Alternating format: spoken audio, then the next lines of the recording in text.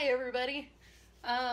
So I'm so sorry for this angle, but it's the only way I can figure out how to do this. So I'm gonna do a tutorial on acrylic paint pouring. So it's something I've been having fun with for about a year-ish now. So this is kind of an example of something that I have made before. It's pretty easy, it's fun to do, and it's pretty cheap. So if you want to make some art stuff without having to have any kind of talent, like I don't have, then this is perfect. So basic things you're gonna need. You need some kind of surface. I usually use canvas because you can get it in packs at Michael's for pretty cheap when they have their awesome sales going on. You don't have to have super fancy canvas. I get the super cheap stuff. You can do it in any size that you want, although you're gonna need a whole lot of paint if you get something big. So this is my favorite size. I think it's 10 by 10 or 12 by 12. I like the square, but any size you want, you can use wood or glass. I've used glass too, although you have to be careful because I have cut myself. You can use canvas board, which is basically just a board that they cover in canvas. It's really thin. The only issue is that the paint will cause it to bend, which if you're going for that look, then that's totally fine, but just be aware that it's going to do that. You need acrylic paint.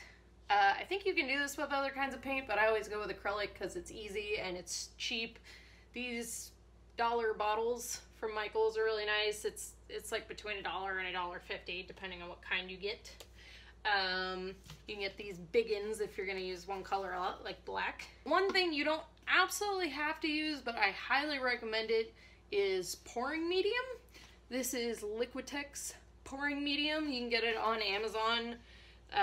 This size is 946 milliliter. I don't know, it's the bigger one. And it's like 20 bucks. And it's, for one, it extends your paint, it extends the pigment, and it also makes it easier to pour. You don't have to have it. I've done this without it, but it's definitely a lot easier if you do have it. Cups. I like Dixie cups. You get these at the dollar store for a whole bunch of them. You need them for mixing the paint, and if you have something else you can use it, but I use it for propping up the canvas too, because the paint is going to drip off the sides. If you have this sitting on your plastic bag, which you definitely want, or you're going to get it all over the carpet, it's going to end up puddling and sticking, and then you're going to pull half your paint off your canvas when you pick it up. You also need stir sticks. Popsicle sticks are totally fine. I did use straws for this for a while, but popsicle sticks are way easier. If you want to, these are a couple things that are optional. Those are the things that you definitely need to make it work. Optionally, if you want to paint your canvas like a background base color before you do the fluid painting on it, which I usually do because I hate white canvas in the background, you need a brush and some water in some kind of jar, aka an old pickle jar is what I have, and a cloth, dab it off on. So this is a big thing. If you are a fan of fluid painting, you probably have seen cells. This one doesn't have a whole lot of it, but you can kind of see that sort of circular pattern that's in there. You can get it naturally, but it's harder. The best way to do that is get silicone oil. And this is the stuff that I got. It's the stuff I recommend. I got some cheaper stuff and it did not work at all. So this is like 12 bucks. It's treadmill belt lubricant. I'll post links to all these different things. It's like one of the more expensive things you have to get, but if you want those cells, it's really cool. To go along with that, if you want to bring out the cells a lot more, get one of these nifty little blow torches. It's just a cooking torch, like for creme brulee. Fire! Woo! Make sure you do not set yourself on fire. Be very careful with this because it will burn your carpet, it will burn your plastic, and it will burn your paint if you do it on it too long. So I'll show you how to do it later. And a couple of other little things that I recommend. So this is random, but tweezers.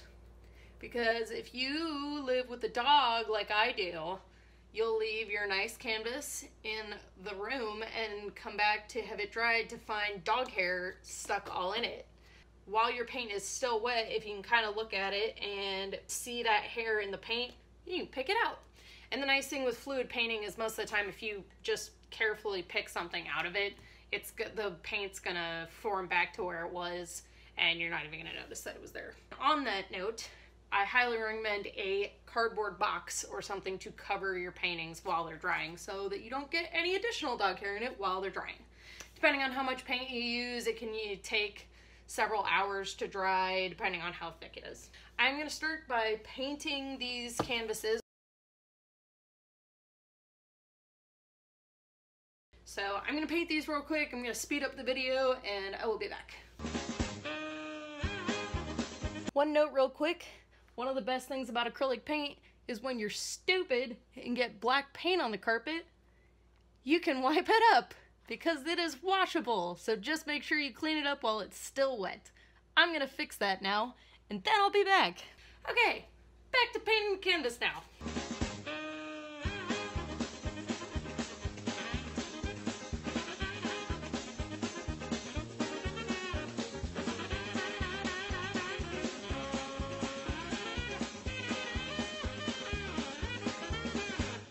Okay, I should also mention that if you don't want to be covered in paint, which I kind of like to, honestly, it's like a badge of honor, but if you don't want to be covered in paint, you can get a pack of latex gloves or other kind of gloves if you're allergic to latex or whatever kind of gloves at the dollar store. There's like 10 in a pack for $1. So I use that for my resin stuff, but for acrylic paint, it, as I said before, is magical and washes off. Voila. Okay, I rearranged a bit in a cut because nobody needed to see that.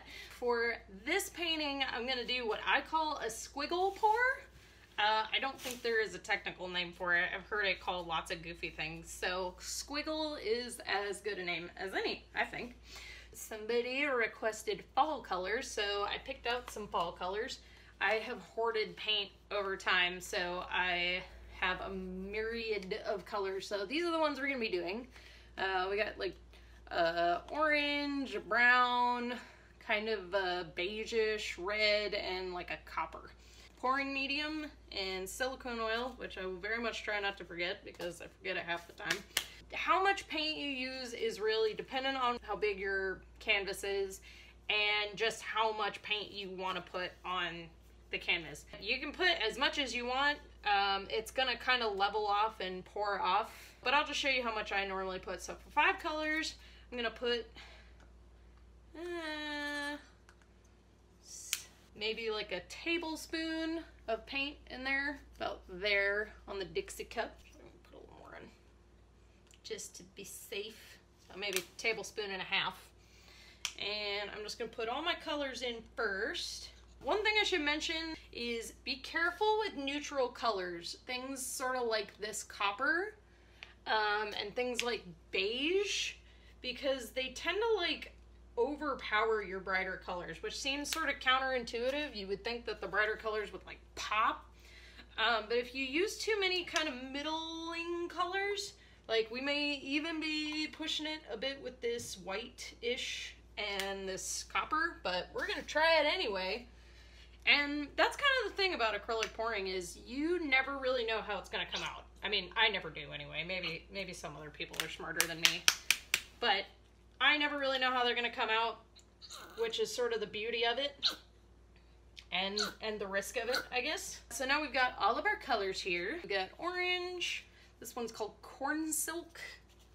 This is espresso, not espresso. I think this is just copper and red.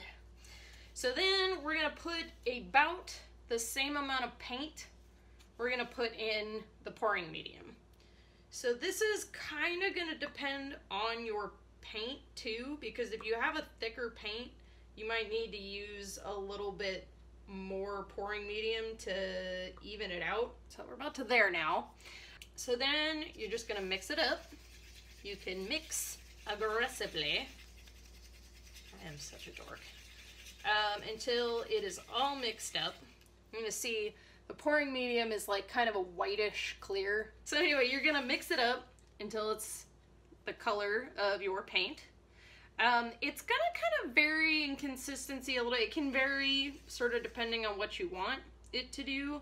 This is a little thinner than I normally like it. Normally, I'd like it a little thicker than that, but we're gonna roll with it, and we're gonna see what happens. I'm gonna skip forward past this, so boop.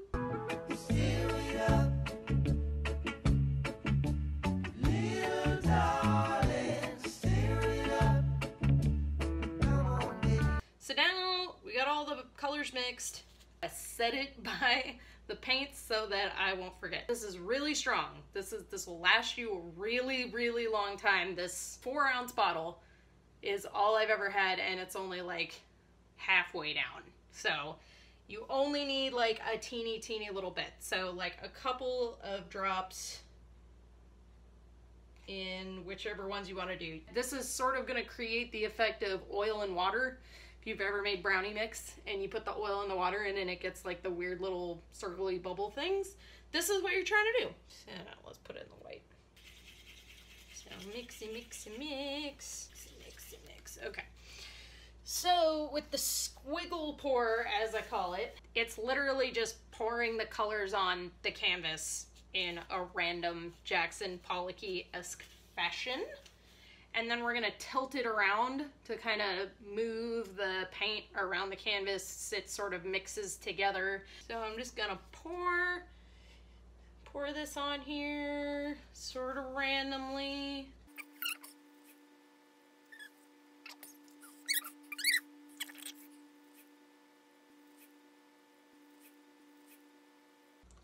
So just kind of however much you want to pour on there. You don't even have to cover the canvas if you don't want to. It's like a weird OCD thing for me because I always need to cover it, or always feel the need to cover it. But you don't have to if you don't want to. If you want to leave the edges blank, you do you, boo-boo. Torch, turn it on, low flame. This does not need to be on mega burn your eyebrows off. Just little. And you're just going to kind of quickly run it over the canvas. If you're doing this, you should see the cells kind of up here. Careful not to get too close because, like I said, you don't want to torch your paint. Okay. So, not getting a whole lot of bubbles or a whole lot of cells, but that's okay. So now we're just going to tilt. And this is where this gets really messy, and you definitely want to make sure that you have something to drip onto and a cloth nearby if you're not wearing gloves because you're an idiot like me. Thank you to whoever suggested fall colors. I really like this. I usually don't do a lot of like reds and oranges that aren't just like fire colors. So that is the squiggle pour. You'll usually get something that's like really random. There's not a lot of shape to it. It's got lots of different things going on. That's the same thing that I did with this one. Just kind of pouring colors and they all kind of mix together and form something very interesting. Okay, so to wrap this up, I just thought I'd zoom in on the painting we made. If this tutorial helped you at all, I'm super glad. I'm going to be doing one on resin art, which includes those Petri art things I've been posting. But since that's a little bit more involved, I thought I'd start out with this since it's a little cheaper, a little easier, and I think it's really fun. It's what got me into doing this art stuff in the first place. So I'm going to do a quick zoom in. You can kind of see all those different colors appearing in there.